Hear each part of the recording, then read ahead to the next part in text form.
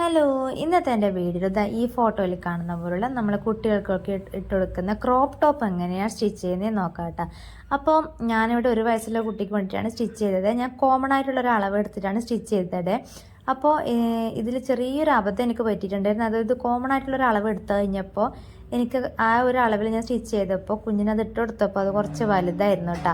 അപ്പോൾ നമ്മൾ കുട്ടികൾക്ക് വേണ്ടിയിട്ട് സ്റ്റിച്ച് ചെയ്യുമ്പോൾ നമ്മൾ പ്രത്യേകം ശ്രദ്ധിക്കുക. നമ്മൾ ഒന്നുകിൽ ഡയറക്റ്റായിട്ട് അളവ് എടുക്കുക, അല്ലെങ്കിൽ നമ്മൾ അവരുടെ അളവിനനുസരിച്ചുള്ള ഡ്രസ്സിൽ നിന്ന് അളവ് എടുത്തിട്ട് സ്റ്റിച്ച് ചെയ്തായിരിക്കും കൂടുതൽ നല്ലത്. അപ്പം ഞാനിവിടെ ഒരു വയസ്സുള്ള കുട്ടിക്ക് എടുക്കുന്ന അളവ് ഞാൻ ലെങ്ത്ത് ഒരു 8 ഇഞ്ചോളം ആണ് ലെങ്ത്ത് എടുത്തത്. ഇത് ക്രോപ്പ് ടോപ്പാണല്ലോ, നമ്മൾ വയറിൻ്റെ അവിടെ വരെയല്ലേ ഉണ്ടാവുള്ളൂ. അപ്പം ഞാൻ സ്ലീം അലവൻസും കൂട്ടിയിട്ടാണ് 8 എടുത്തത്. അതിനുശേഷം ഞാൻ ഷോൾഡർ എടുത്തത് 4 അതേപോലെ ആം ഹോൾ ലെങ്ത്ത് എടുത്തത് 4. അങ്ങനെ ഇതുപോലെയൊന്ന് ഞാൻ ജോയിൻ ചെയ്ത് കൊടുക്കുന്നുണ്ട്. നമ്മൾ ചെസ്റ്റിൻ്റെ അവിടെ ഞാൻ എടുത്തത് 5.5-2 ഇഞ്ചോളം സ്ലീം അലവൻസ് വിട്ടിട്ട് 7.5 ഇഞ്ചോളം ഞാൻ മാർക്ക് ചെയ്ത് കൊടുത്തു. 7 ഇഞ്ചോളം ഞാൻ മാർക്ക് ചെയ്ത് കൊടുത്തു കേട്ടോ. അപ്പം ഞാനത് ഷേപ്പൊന്നും ചെയ്ത് കൊടുക്കുന്നില്ല, ഞാൻ സ്ട്രെയിറ്റ് ഇങ്ങനെ അങ്ങ് വരച്ച് പോവുകയാണ് ചെയ്യണത്. അപ്പം ഞാൻ ഇതുപോലെ ആം ഹോൾ കേവും ഇതേപോലെ ഒന്ന് വരച്ചു കൊടുത്തു. ഇനി നെക്ക് മാർക്ക് ചെയ്യേണ്ടതാണ്. നെക്ക് ഞാൻ 2.5 ഇഞ്ച് 2.25 2.5 ഇഞ്ച് മതിയാകും. 2.5 ഇഞ്ചിനാണ് വീതിയിലാണ് ഞാൻ നെക്ക് എടുത്തിട്ടുള്ളത്. അതേപോലെ നെക്ക് ലെങ്ത്ത് എടുത്തിട്ടുള്ളത് 3.25 ഇഞ്ചോളം ഞാൻ നെക്ക് എടുത്തിട്ടുണ്ട്. അപ്പോൾ അത് ഇതുപോലെ സ്ക്വയർ ഷേപ്പ് ഒന്ന് വരച്ചു കൊടുക്കുക. അതിനുശേഷം നമ്മൾ ഈ ചെയ്യുന്ന മോഡൽ നമ്മൾ ഷോൾഡറിൻ്റെ അവിടെ നിന്ന് ബാക്കിലേക്ക് കെട്ടി വെച്ചിട്ടാണല്ലോ ചെയ്യുന്നത്. അപ്പോൾ അങ്ങനെ ചെയ്യാൻ വേണ്ടിയിട്ട് നമ്മൾ നമ്മുടെ നെക്ക് ഇതേപോലെ സ്ക്വയർ ഷേപ്പ് വരച്ചിരുന്ന് പുറത്തോട്ട് തള്ളി ഒരു കേവ് ഷേപ്പ് വരച്ചു കൊടുത്തിട്ട് വേണം, ഒരു യു ഷേപ്പ് വരച്ചു കൊടുത്തതിന് ശേഷം വേണം നമ്മളതൊന്ന് കട്ട് ചെയ്തെടുക്കാൻ. അല്ല, നമ്മൾ സാധാരണ നെക്ക് വരയ്ക്കുന്ന പോലെ ആ സ്ക്വയർ ഷേപ്പിനുള്ളിൽ നമ്മൾ വരച്ചു കൊടുത്തു കഴിഞ്ഞാൽ നമ്മൾ ഉദ്ദേശിച്ച ആ ഒരു മോഡൽ നമുക്കത് കിട്ടൂല എന്നല്ല, കിട്ടുമ്പോൾ നമ്മളത് അവിടെ ഒരു ഇറുകി പിടിക്കുന്ന പോലെ ഉണ്ടാകും. നമുക്ക് ആ ഒരു ഭാഗം നല്ല വൈഡായിട്ട് തന്നെ വേണം. നമ്മൾ സ്ലീവ് വെച്ച് കൊടുക്കാതെ ആ ഒരു ഷോൾഡറിൽ നിന്ന് കെട്ട് വേക്കോട്ടേക്ക് വെച്ച് കൊടുക്കുകയല്ലേ ചെയ്യുന്നത്. അപ്പോൾ അതേപോലെ ഒന്ന് കട്ട് ചെയ്താൽ നമുക്കിതാ ഈ ഒരു മോഡൽ കിട്ടും കേട്ടോ. അപ്പം ഞാൻ ഇവിടെ ഈ ഒരു ടോപ്പ് സ്റ്റിച്ച് ചെയ്യാൻ വേണ്ടിയിട്ട് ക്രേപ്പിൻ്റെ ലൈനിങ്ങും കോട്ടൻ്റെ ലൈനിങ്ങും അതുപോലെ നെറ്റ് ഫാബ്രിക്കുമാണ് എടുത്തിട്ടുള്ളത്. അതായത് 2 ലൈനിങ്ങും മെയിൻ ഫാബ്രിക്കും. അപ്പോൾ നെറ്റിൻ്റെ ഞാൻ വാങ്ങിയ നെറ്റിന് ഇതവിടെ താഴെ ഇതേപോലൊരു ഡിസൈൻ ഉള്ളത് കൊണ്ട് ഞാനത് 2 പീസ് ആദ്യം ഒന്ന് ആ താഴത്തെ ഭാഗം ആ ഡിസൈന് വരുന്ന രീതിയിൽ ഒന്ന് മടക്കി 2 പീസ് ആദ്യം ഒന്ന് കട്ട് ചെയ്തെടുത്തു.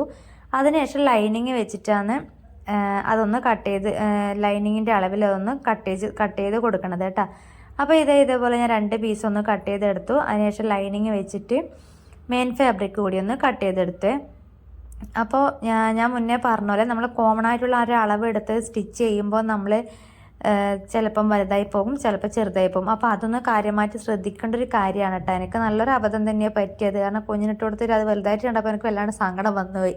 പ്രത്യേകിച്ചിട്ട് ഞാൻ ഒരു ആദ്യമായിട്ട് സ്റ്റിച്ച് ചെയ്ത ഒരു ബർത്ത്ഡേക്ക് ഗിഫ്റ്റായിട്ട് കൊടുക്കാൻ വേണ്ടി സ്റ്റിച്ച് ചെയ്ത ഒരു ഡ്രസ്സായിരുന്നു.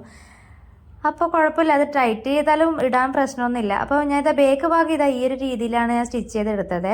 അതായത് നമ്മുടെ ചെസ്റ്റിൻ്റെ അളവ് നമ്മൾ വരച്ചു കൊടുത്തിനല്ലോ, അവിടെ നിന്ന് താഴേക്ക് ഈ ഒരു ഷേപ്പ്. ഇതൊക്കെ നമ്മൾ ഇഷ്ടത്തിന് ചെയ്യാം കേട്ടോ. വേണമെന്നുണ്ടെങ്കിൽ നമുക്ക് സെൻറ്ററിലൂടെ ഒന്ന് കട്ട് ചെയ്ത് കൊടുത്തിട്ട് ഹുക്ക് വെച്ച് കൊടുക്കുക, അല്ലെങ്കിൽ സിബ് വെച്ച് കൊടുക്കുക. ഞാനിപ്പോൾ ബാക്കിൽ കെട്ടാണ് വെച്ച് കൊടുക്കുന്നത്.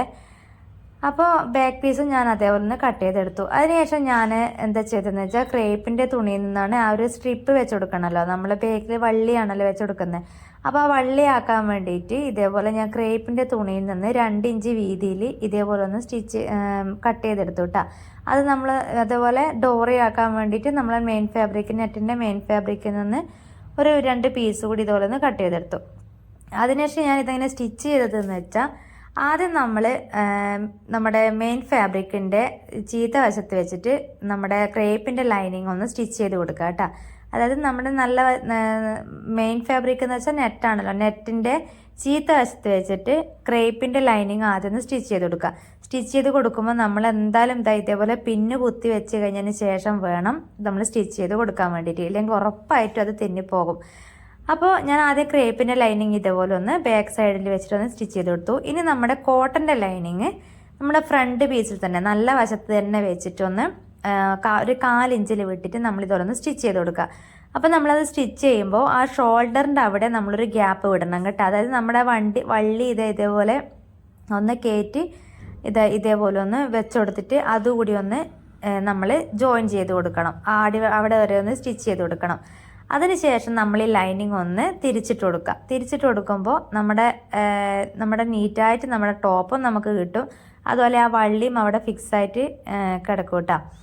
അപ്പോൾ എല്ലാം ഒറ്റയടിക്ക് ആ ഒരു പണി നമ്മൾ എന്താ പറയുക, ഈ ഒരു മോഡൽ ഡ്രസ്സ് നമുക്ക് ഈ ഒരു സ്റ്റിച്ചും കൂടി കഴിഞ്ഞു. ഇനി നമുക്കിതിൽ വേറെ ഒന്നും ചെയ്യാനൊന്നുമില്ല. ഇനി ബാക്ക് പോർഷനും ഇതേപോലെ തന്നെ 2 ലൈനിങ്ങും വെച്ചിട്ട് ഒന്ന് അറ്റാച്ച് ചെയ്ത് കൊടുക്കുക, തിരിച്ചിട്ട് കൊടുക്കുക. അതിനുശേഷം 2 ഭാഗവും കൂടി ഒന്ന് ജോയിൻ ചെയ്ത് കൊടുക്കുക. അത്രയേ ഉള്ളൂ. പെട്ടെന്ന് ചെയ്തെടുക്കാൻ പറ്റുന്ന ഒരു രീതിയാണ് കേട്ടോ ഇത്. നല്ലൊരു മോഡലും കൂടിയാണ്. പക്ഷേങ്കിൽ എന്താ ചെയ്യുന്നത് വെച്ചാൽ, എന്താ പറ്റുകയെന്ന് വെച്ചാൽ, നമ്മുടെ അളവ് കറക്റ്റ് അല്ല എങ്കിൽ മൊത്തത്തിൽ പണിപാളും. എനിക്കത് ഈ വീഡിയോ എഡിറ്റ് ചെയ്യുമ്പം വരെ എനിക്കെന്തോ ഭയങ്കരമായിട്ട് ഒരു സങ്കടമാണത്. ഇത് ഇത്രയും എന്താ പറയുക, ഞാൻ ഒരുപാട് ആഗ്രഹിച്ച് ചെയ്ത ഒരു ടോപ്പ് ഡ്രസ്സ് ആയതുകൊണ്ട് തന്നെ അത് ചെയ്തതിൽ കുറച്ച് എന്താ പറയുക, ആ ഒരു അളവിൻ്റെ കാര്യത്തിൽ കുറച്ചൊരു തെറ്റ് വന്നതുകൊണ്ട് എനിക്കെന്തോ ഇത് പറയുമ്പോൾ ഒരു മൂഡില്ലാതെ ഇട്ട ഒരു വീഡിയോ ആണ് കേട്ടോ ഇത്. അപ്പോൾ എന്തായാലും വീഡിയോ എടുത്തു വെച്ചല്ലോ എന്ന് വിചാരിച്ചിട്ട് ഇട്ട ആ ഒരു വീഡിയോ മാത്രമാണ് ഇത്. അപ്പോൾ ഞാൻ ബാക്കിൽ ഞാൻ ഇതുപോലെ കെട്ടാണ് വെച്ചെടുക്കുന്നത്. അപ്പോൾ കെട്ട് നമ്മൾ വള്ളി സാധാരണ ഡ്രസ്സിനും ഉടുപ്പിനൊക്കെ വള്ളി വെച്ചെടുക്കൂലേ, ആ ഒരു രീതിയിൽ നമ്മൾ സെൻറ്ററിൽ 2 വശത്തുമായിട്ട് ഇതുപോലെ ഒന്ന് കെട്ടി വെച്ചെടുക്കും. അപ്പോൾ ബാക്കിൽ കെട്ട് ഞാൻ കൊടുക്കുന്നത് ഇതുപോലത്തെ ലൈനിങ്, നമ്മുടെ നെറ്റിൻ്റെ ഫാബ്രിക്കിൽ നിന്നാണ് ഈ ഒരു വള്ളി ഞാൻ കട്ട് ചെയ്തെടുത്തത് കേട്ടോ. അപ്പോൾ അത് ഇതേപോലെ 2ആയിട്ടൊന്ന് ഞാൻ കട്ട് ചെയ്തെടുത്തു. നെക്സ്റ്റ് ടൈം ഞാൻ എന്തായാലും ഈ ഒരു അബദ്ധം ഞാൻ നോക്കില്ല. ഇത് എന്താ പറയുക, ഒരു അബദ്ധങ്ങളിലാണല്ലോ നമ്മൾ ഓരോന്ന് പഠിക്കുക. അപ്പോൾ ഉറപ്പായിട്ടും നെക്സ്റ്റ് ടൈം ഞാൻ ഇതൊരു എന്താ പറയുക, പെർഫെക്റ്റ് ആയിട്ടുള്ള ഒരു ബ്ലൗസ് സ്റ്റിച്ചിങ് ആയിട്ട് ഞാൻ എന്തായാലും വേറൊരു വീഡിയോ ഞാൻ അപ്ലോഡ് ചെയ്യുന്നതായിരിക്കും. അപ്പോൾ ഇതിൽ കുഴപ്പമുണ്ട് എന്നല്ല, ഞാൻ ഇതിൽ സ്റ്റിച്ചിങ് ചെയ്തതൊക്കെ പെർഫെക്റ്റ് ആയിരുന്നു. പക്ഷേ അളവിൻ്റെ കാര്യത്തിൽ കുറച്ച് വലുതായിപ്പോയി എന്നുള്ള പ്രശ്നം മാത്രമേ ഉള്ളൂ. വേറെ കുഴപ്പമൊന്നും ഇല്ല കേട്ടോ. നമുക്ക് കുറച്ച് തടിയുള്ള കുട്ടികളൊക്കെ ആണെങ്കിൽ ഈ ഒരു അളവും ഈ ഒരു സ്റ്റിച്ചിങ് രീതിയും കറക്റ്റ് ആയിരിക്കും. പക്ഷേ എനിക്ക് ഒരു തൃപ്തിയാകാത്ത ഒരു സ്റ്റിച്ചിങ് ആയിരുന്നു, അതുകൊണ്ട് പറഞ്ഞു തന്നേ ഉള്ളൂ.